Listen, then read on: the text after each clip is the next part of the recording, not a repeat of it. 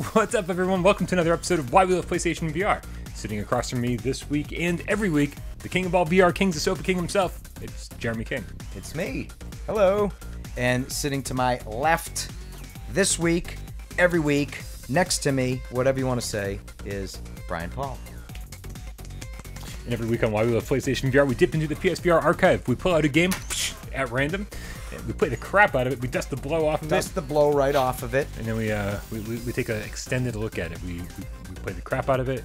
We check to see if there's been any love by developers, any updates, any DLC, any patches. Yep. And then we let you know, the little game cats, it's worth your time.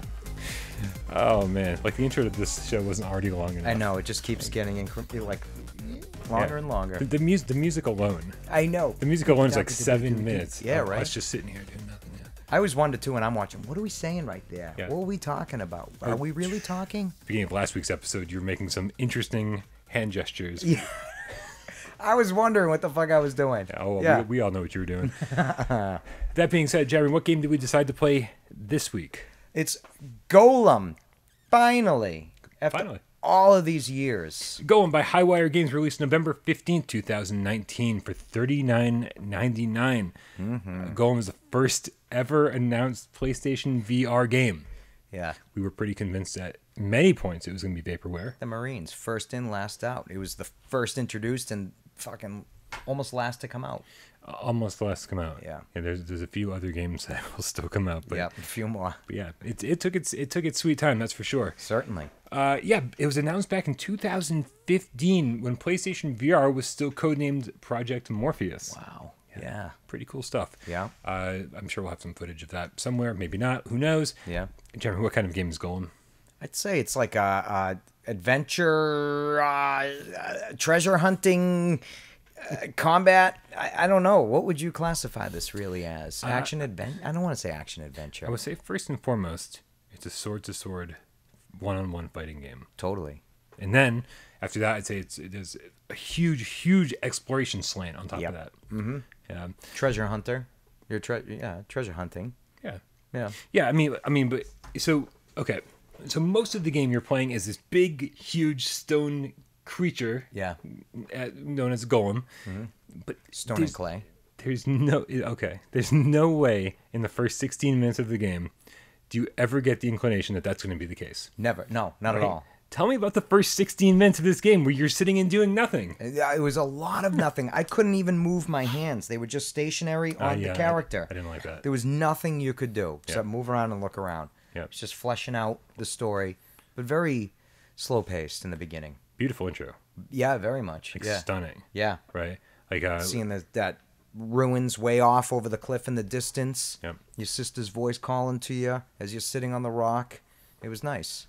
Yeah, the art design's amazing. Yeah. I think the way that these guys at Highwire managed to create these cutscenes, almost second to none. Yeah. You know, you're riding in the back of that cart. Yeah. And they did it better than Skyrim. That's exactly what everyone says. Yes. It's like, this is, why didn't Skyrim look this good? More detail in that cart, too. Everything. The little, things on the benches, the holes with the ground underneath.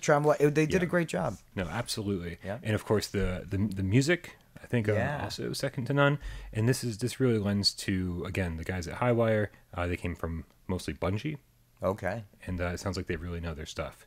I felt, art style wise, as you were in the Golem exploring around, reminded me a lot of Ico. Yes. Visually, a lot of it. So we should probably mention, you're wandering around. This is actually an open world. Yeah. Right. I don't think that gets enough attention when people talk about Golem. Yeah. Other than when you die. Yep. There are no loading screens. No. Right, other than like going to cutscenes or whatever like that. The workshop. But that happens so few and far between. Yep. Right? You can just wander around this entire world as long as you don't get killed. No loading screens. Yep.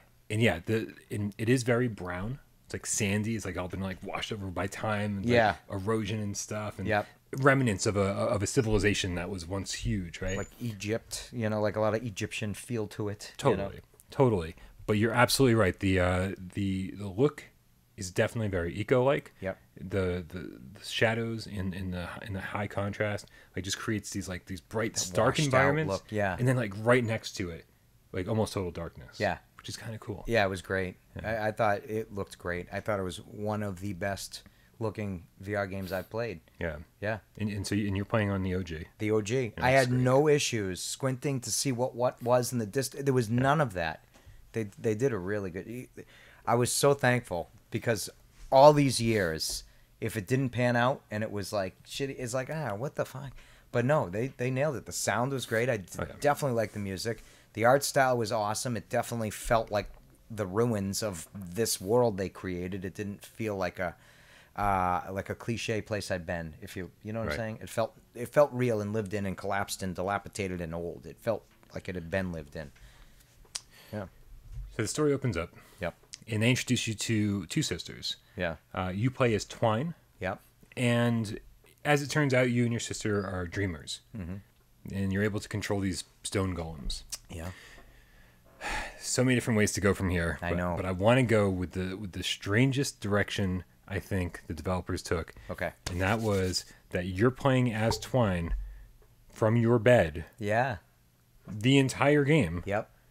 And your move controller is this device where she kind of looks through and sees the world through the golem's eyes. Yeah. She's controlling a golem. And so it's sort of got this like meta thing going on because here we are sitting on a couch with a headset on playing as the girl who's got, seeing through her eyes, she's playing as the golem. It's like this Inception. Yeah, it was crazy. VR inside of VR. I never expected that in this game. Right. And I thought the details of that. So while you're sitting in the bed, leading up to it, you're in this bed, you're trapped there just like you are at home. Mm-hmm. You put this thing on. So what I thought was awesome is that these blinders on the side that they utilize are actually her bedroom. So when you churn, you see like the corners of her room, not just like a black blinder. Right. It was awesome. I thought that was so creative. Absolutely. Yeah. And the very first thing I did after seeing that was turn the blinders off. It's like, no more of this, I did please. too, actually. Yeah. It was very cool. Yeah. But I'm done. It was very distracting. So distracting. Yeah, because it wasn't the blackout thing. There was like images there. You know what I mean? So you saw things and you wanted to look at it. Yeah. Yeah. It's mind-blowing how the game world looks so amazing, but they're also rendering this other room within it all. Yeah. To kind of like pop in whenever it needs to. And you can instantly pop in when you hold the, what is that, the move button? The move button, yeah. And then it just shrinks down. You can see your room, Right, so when you're walking around as the golem, there are collectibles. Yeah. There are like audio log kind of things to find. Yeah, those Orby things. Yeah, and those tell even another story. The mother story, right? So you kind of like find out where the golems came from. Yeah. But then there's a shit ton of collectibles. Oh, there's so many. Oh, and actually, I do want to talk about this for a second. Yeah. Here's the thing. One of my biggest complaints about this game is that there is no map, which is I'm okay with no map, right? Because you wander around this environment for so long. Yeah. It's all right. It's like, whatever, I'm going to learn it. Yeah. It's like, it's a small part of Worcester. If I wander around it long enough, I'll learn it. Yeah. But not knowing where the missing collectibles are. Yeah. There's like 100, or I don't remember, 200 or something. And like, so if you're missing one, you don't know if it's at the beginning of the game, the end of the game. And even when you hold the move button and like kind of turn on detective mode or whatever it's called. Yeah, like look through your spy. It reminds me of Romper Room. What did she say? I spy with my little eye, whoever's blah, blah, blah. But yeah, it reminded me of that. You hold your ice cream scoop thing up in your bed because it kind of looks like an ice cream scoop. It does look like that. With gems. Yeah. But bedazzled. Bedazzled. Remember the bedazzled? Oh, I remember.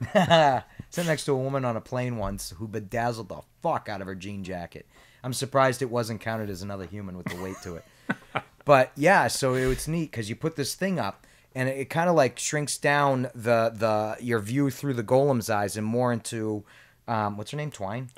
Her view where you see more of the room, but then it shrinks down so the golem's view is here. Right. So you kind of look through to find these artifacts that are glowing bluish. Yeah. So it's a little cheat to look around and be like, nope, nothing here. And so, move on. but there's two things wrong with that. One, you can't see them from very far away. No, you have to be pretty close. Pretty close. Yeah. And then two, you can't just walk and hold the thing up. No. You're walking and you have to stop, look around. Yep. Nope, nothing. Take a few more steps, look around, anything in that corner? Nope. Yeah. And it's like, this is going to take all day. There was visual, verbal. There was a sound cue. Okay. Audio cues, sure. With the mother's orbs. When those were nearby, emanated a sound. Right. So you knew one was nearby, but the artifacts, no. You Not got at to all. just hunt those down. Not at all. So it would be nice, like, you know, when you drive from one place to another in Grand Theft Auto, and a little subtitle pops up to tell you you're in a new district. Yeah. You know, it would be nice if like that kind of popped yeah. up, and then underneath it said, you know, 4 out of 5 collectibles found. Yeah, And yeah. so you're like, oh, this is the place I need to hang out in this vicinity. and find the last one. That would be a good idea. I have very few complaints about this game. Yeah. This is my biggest complaint. I thought the same, that there was no map. It made it very much, especially when you died or whatever, when the golem was destroyed and then you were back in the room and then, you know, setting up a new golem. It started you at a checkpoint at a certain point, and then in the beginning it was like, where was I? You know, I can't get there. And then you eventually, through playing the game, you figure out how to get there because it's not that complicated of a ruin. Right. As the game progresses, of course, it's bigger and more rooms and more areas, so it's more confusing. But it is more confusing, but I feel like you die so many times and you have to spend so much time in each area that by the time you unlock a new area, you pretty much have the old area down pat. yeah, I was pretty badass fighting. So, okay, so here we go, right? Yeah. So we haven't even really gotten to the meat of the game yet. Yeah, no. So you're Twine, you're laying in bed, you take control of it to actually a tiny little beginning, doll. yeah, a little one. Right? And you find these dolls throughout the game. Yeah. And they're more for exploration. Yep. You know, to reach the kind of the smaller, tighter areas that a big golem couldn't access. Like those hidden little corners, unlocking doors, you know, like it helps at that point where you can transfer from golem to golem, and then control it and do something and then go back to your regular size golem. Exactly. Yeah. So you start off with one of the little ones, you go all the way down through the floorboards and like out into, you know, the town. Eventually, whatever, you find a bigger golem and you control it. Yep. And very quickly, you end up running into another golem. Yeah. And it's basically a tutorial. Yeah. Right? It's like your first fight is a tutorial. Mm-hmm. And it actually shows you like this kind of like shadows, like was like, you know, put your to block this this attack coming down, put your sword up. Yep. You know, to block this one over here, put it over here, here. And I'm thinking to myself, like, is that the whole game's gonna play out? Yeah. Because once you block an attack, it suddenly that reveals a weak spot in your opponent. Yeah. And you attack that weak spot. Like, you know, its leg will glow, or its chest will glow, or its head will glow, something. Yep. And then you have a limited amount of time to like Strike reach forward. back. Yeah, hit it. Yeah. And I'm like, this just feels like a really lame tutorial. And as it turns out, that's the entire game. Right? Yeah, the entire game is block, attack, yeah. and then it eventually gets block, attack, block, Gets a little attack, more complicated. faster and faster. Yeah. And so even though those highlighted areas, the weak spots, still pop up like a tutorial, Yeah. it gets insanely difficult. It does, yeah. Right? You got to be quick, and they're going to strike back quick. They do the spin attack. You know what I thought was pretty neat, too? What? Is that when you were too close to the golem to properly fight and from the mechanic to work properly, the golem automatically, like, throws you back. So you're at the right distance for the game to, like, function correctly. Yeah. You know? Yep. I thought that was really neat. Oh, absolutely, because you could get in some really, really bad situations if it didn't do that. Yep. And the hit detection was spot on. I loved how if you're walking and drag your weapon or tap it, it will spark and make a sound, you know? When you're fighting the golem, it will hit things, you know what I mean? But, like, you can still have the battle wherever you're in. It's not like if you're in an, you know, archway, you're screwed. Right. It'll still work. It's just that the one thing I definitely had a complaint about was if those skeleton thingy dudes with the bow and arrow or the spears, Like the one-hit enemies. if they're there and you're fighting a golem, you're screwed. You got to take this golem out quickly and just survive the attacks they're doing. Because I don't know, the way the controls, this will be a good way to segue into the fucking controls. Sure. The way the controls work, you couldn't really just turn around quickly, hit them, go back to hitting this thing. Right. And I get it. It's because you're in a big thing, so you shouldn't be able to maneuver so easily. But I wish there was something programmed where maybe those things wouldn't attack if you're attacking a golem. I don't know. I will say, I was in that situation plenty of times. Oh, yeah. And at first, it was always an issue. Yeah. And eventually, I felt pretty badass when they're throwing spears at me and a golem's attacking, and I'm parrying the spears, like knocking them out of the way and deflecting the attack from the golem, and being able to do it all at the same time. Yeah. It's like, man, I feel pretty fucking awesome right now. Yeah. So being able to do that was great. Yep. But yeah, it's but if they're like behind you or something. That's whatever. It always happened to me. They were always behind me, and I'm like, God damn it. Yeah. You know, kind of have to just like retreat, like back Yeah. up, or like you said, hope you survive. Yep. So you played this post-patch. When this game came Yes. out at launch, it had a very strange control scheme. You actually, so we didn't even really mention this. You can play it with a single move controller. Yeah. And if you do that, the locomotion system is strange. You hold the trigger, Yeah. and then you lean forward the way I to played walk it. forward, or lean back to walk back. Yep. Or you can use a DualShock 4. Yep. Or now with the patch, a navigational controller, and just use the analog stick. Okay. And the analog stick, nothing felt good. Everything kind of made me queasy, and I don't get sick of them like during any games. Yeah. But every system that the sirens are on our end, of course. Yes. Every navigation option that they gave us at the beginning I thought was terrible. Yeah. But now that we're up to, I think it's patch 1.02. Okay. They've implemented so many things. I mean, like they added the ability to not have to lean, right? They turned off head turning if you don't want head turning, because that was awful at the beginning. Yeah. You'd be walking around and you'd be like, look at this beautiful place, and if you looked over here, you'd walk that way. Yep. And if you looked over there, you'd Moves. walk this way. Yeah. But they turned all that off, like they made it all optional. Yep. At first, it was all it was click turning, or they called it blink turning, where Yeah. he actually closed his eyes and opened. Yeah. Right. Yep. And now he doesn't close his eyes Doesn't close anymore. his eyes. So many more options. Yeah. And I will say that I played for quite a while before you got here, and I was like, this is so much better. You This know- is so much better. I have no problem with the controls anymore. I heard a lot of people were getting sick initially with it. I left the controls, besides the blinking, I turned the blinking off. Yeah. But I left it with the hold it down and lean forward. You did. And the move controller, just the one. The one. I'm like converted to move controllers. Nice. Yeah. DualShock, That time only took 3 years. at least, yeah. And so one thing I found that was kind of like neat is in the beginning, yeah, you hold the trigger and I was like this. And then eventually I realized, I'm like, oh, I'll just do this, hold the trigger, and then I'll sit normal Right. and I move forward. You know what I mean? So I didn't have to like do that. So I would just do this and move forward. And a teeny tiny bit, I would get the slightest queasy feeling, but minimal. Not even a question. Maybe 4 times in the entire game. No matter what I was doing and moving this and having it sway and do its weird thing with the controls. Yeah. I didn't get nauseous. Like I got more nauseous off of Wipeout than I did Really? with. They were doing the whole this and that with the racing. I'd be like, oh, here we go. Good. You know, and Ultra Wings. Oh, that one really got me queasy. The worst out of any game I've ever played, and I thought the game was really fun. You know, Yeah. But with taking all the, that's a different game. We won't be covering Ultra Wings anytime soon, as it turns out. So anyway, no issues at all anymore. I think if anybody was holding off on this game because of the control schemes, it works so well. Yeah. And I do agree. I think that if you are just using one move controller, it's actually a decent way to control it. Yeah. Right. But to have either a nav controller or just like kind of have a DualShock 4 in the other hand, I will say like controls like a dream now. Oh, it must. Yeah. So good. And I totally agree with everything you're saying about like holding the weapon. It feels really good to have Yeah. that in your hand. Yeah. Nick Mulo, they did add a left hand Mew. option. I know I had to switch to left because I'm a lefty. You did. Oh, yeah. Perfect. Yep. So it's nice. It's you just don't get those options all the time. No, so quickly too. So quickly. A lot of complaints and like, all right, here you go.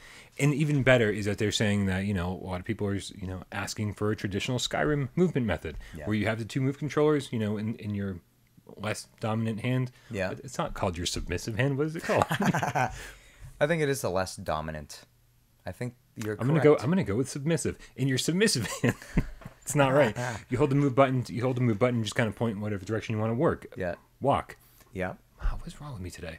I don't know. I don't know. I'm really off my game What's wrong with you every day? every day. Every I'm just day. Really tired, Jeremy. Really tired.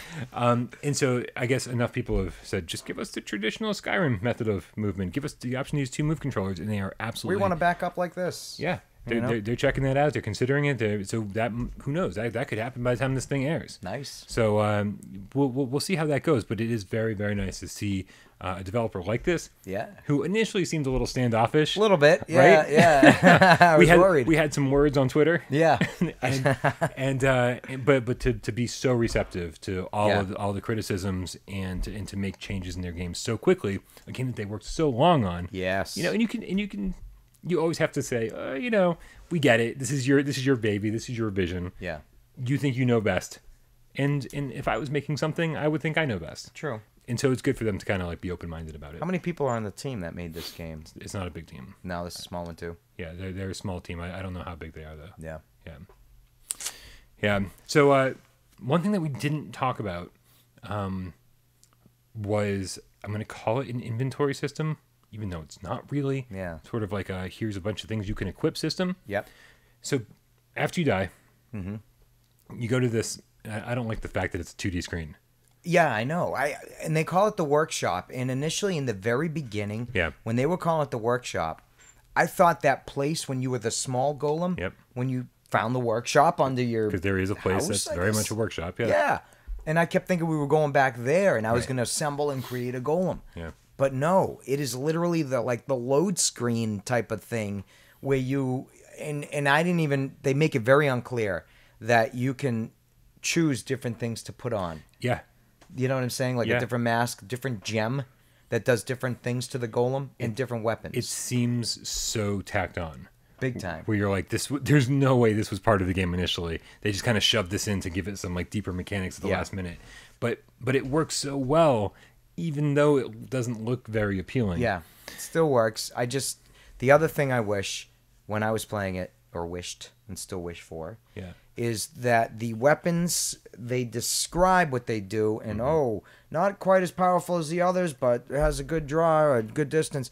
They don't really say. And I thought the number next to the item, I thought maybe that was a hit point. Yeah. Like 4, 3. But instead it's how many you have in your inventory. It's how many you have in your inventory. Yeah. So what we're talking about is that there's basically, like, after every time you die, you can equip 3 different things. Yep. The first is your weapon. Yep. And there's a good variety of weapons. Yep. And really, sometimes you're stuck using kind of a generic crappy sword because you've already used your good sword. Yeah. Because whatever you have equipped when you die dies with you, and there's no way to get it back. Yeah. Right? You just have to go defeat an enemy who uses that sword if you want that sword. Yeah. Which I think is such a cool mechanic. Yeah. And then like you're like, sweet, I have the sword. You equip the sword, and then like, if you die with it, you're like, I gotta go kill that guy again. Yeah, right? Or just like occasionally you'll find a weapon in the environment, which is so seldom. It's seldom, but you can find them. Yeah. Yeah. Also, there are gems that you were mentioning. Some restore HP. Yep. Some make you stronger. Some I think give you, I don't know, some various little stats. Right. And then there's the masks. Yes. Which basically function as keys. Yeah. To open doors. Yep. The problem being, again, if you die and you're like, sweet, I finally get this mask. I can finally go open that door. Yep. If you equip that mask to go open that door, but you die before you get there. Yeah. You have to go kill the golem that was wearing that mask again. Yeah. And then go unlock the door. And the other thing is when you acquire these masks to open said doors, you're not really alerted to the fact that you got that mask. Not at all. To open that door. No. And I remember in the beginning, you got to go and equip the Gale. No, I forget. It wasn't Gale. I forget what the very first mask they make you equip was. I don't remember. I can't remember. And I'm like, this workshop? What are they talking about? They don't tell you. Yeah. And then eventually I found out why. It's just because they didn't want to tell you. Yeah, it doesn't make any sense. No. It would be nice if there was some audio cue. Yeah. Or if, as you're sucking in these things, either the words popped up and told you what you got, or an audio cue to tell you what it was, or something. Or even I wouldn't mind. I like how the heads-up display was clear. There was nothing. You know, I was gonna say minimal, but it's non-existent. There's nothing. Yeah. But I wouldn't mind you somewhere over there, like, oh, you got this mask, that mask, this mask, and I'm like, great, I can go in that door now. Right. You know, because then I would go to the workshop, I would do it, and then progress. Exactly. But then you just keep going till you die. And then you cycle through and go, when did I get that mask? Exactly. Yeah, that happens a lot. Yeah. Yeah. I think we should rate this. Me too. All right. What's our rating scale? All right. 1 is an absolute. Got to buy it this goddamn minute. I don't give a shit if you're saving up for anything else. You're spending it on this. 2 is, why don't you just wait, buy that other gift for somebody else, and then when a little extra money rolls in and it's on sale, then buy it. Don't be greedy. Cross your fingers. Hope you get it for Christmas. Oh, that too. Ask Santa. Ooh, ask Santa. Yeah. Yeah, that's a good one. Yeah. Right. And then number 3 is fuck it. Don't ask anybody except maybe you want to gift it to your worst enemy. That could be it. And that's a 3. That poor guy. I know, the poor guy. That's he's got Lipton a ton of games. soup gift. He's got a ton of games, and they're all so awful. Many. He might love them, though. You might love all of them. I don't know. Yeah, maybe he's AJ. Who knows? Yeah, maybe. Yeah. Anything's possible. So, Brian. Yeah. What do you rate this sucker? He's gonna kill me for that one. This game. We all just thought it was going to be absolute trash. Right. We were like, we thought it was canceled over and over. We didn't even know what kind of game it was until pretty much it came out. Right before. Right. Yeah, it's such a mystery. It's total mystery. It's like how have we only been seeing the same trailer over and over for 4 years? It's like a what? Christopher Nolan movie? Is that Christopher Nolan that did, Inception and you name it? Sure. Whatever. I think it's. I don't know what we're talking about. Very mysterious. You never know what the fuck perfect. this movie's about. Sure. Yes. Absolutely. And so when it finally came out, and I finally get to play it, I was playing. I was like, okay, this is really slow paced. Yeah. This is really. Oh no, is this boring? I think this might be boring. And I think it is actually boring for about a half an hour or so. Yes, that whole under the bed situation. Yeah, I thought that with the bugs. I thought the bugs. More challenging than any golem, by the way. Those goddamn bugs. It just seemed. The game doesn't seem very well paced. Yeah, it takes forever for things to get started. I think we kind of talked a little bit before the show. Yeah. We were saying that they front load the story so much where you're sitting there for 16 minutes. The last thing you want to do in any VR game is sit there and just watch a story happen. Unbelievable. Right? Yeah. Let me participate in the story or let it unfold as I'm playing the game. Yeah. And give me a role. Don't just give me eyes. Yeah, yeah. Right? And then there's almost no story other than the audio logs. Yeah. Which tells a different story. Good story too. Great voice acting. Very good voice acting. Yeah. And then they kind of like, and then like the last half hour of the game is again very story heavy. Yeah. And I'm just like, the whole thing just feels really uneven when it comes to pacing. Yep. And I don't care. Yeah. Because everything feels amazing about this. Mm-hmm. When you defeat a golem, even an easy one, you feel amazing. Yeah. And then when you defeat one that's been giving you trouble, like that killed you 3 or 4 or 5, 6 times. Yeah. And then you finally get it, and then you get like this awesome sword. You're like, I got the awesome sword. This is what I've been wanting. Yeah. or you get the mask that finally opens that third door that you've been staring at for 3 hours, going, when do I get to go in that door? Right. Yeah. And it all feels very like it's Souls-like. Yeah. This is as close as we have to a Souls game on PlayStation VR. But man, they did it as PlayStation VR as they fucking could. Totally. Right. This does not feel like a Souls game, Not even at though all. it feels like a Souls game. Yeah. It's kind of amazing. It's a mind fuck. So when I say I want to give this game a 1, I want to give this game a 1, but in the sense that, we talk about games like Blood and Truth being unbelievable, amazing AAA games, right? But I don't want to go back right now and play Blood and Truth. Mm-hmm. I want to go back and play Golem again. Yeah. This is for me like a top 10 PlayStation VR game, no question about it.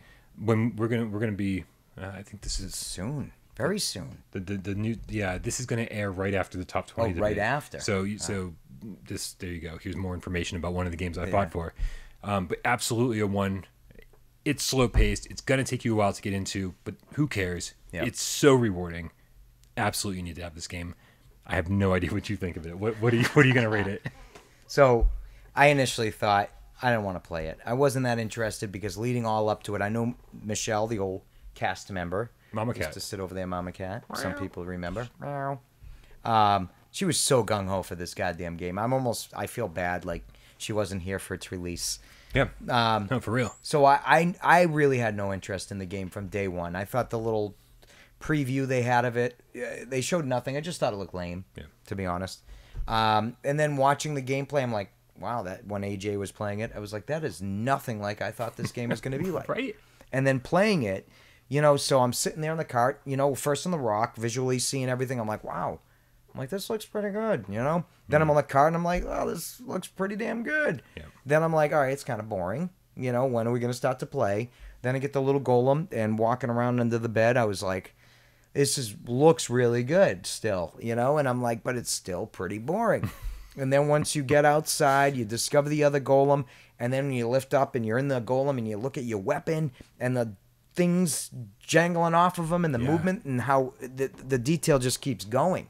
And then you start to fight, and then you start to explore, and then you start to get to, other masks to get into other areas.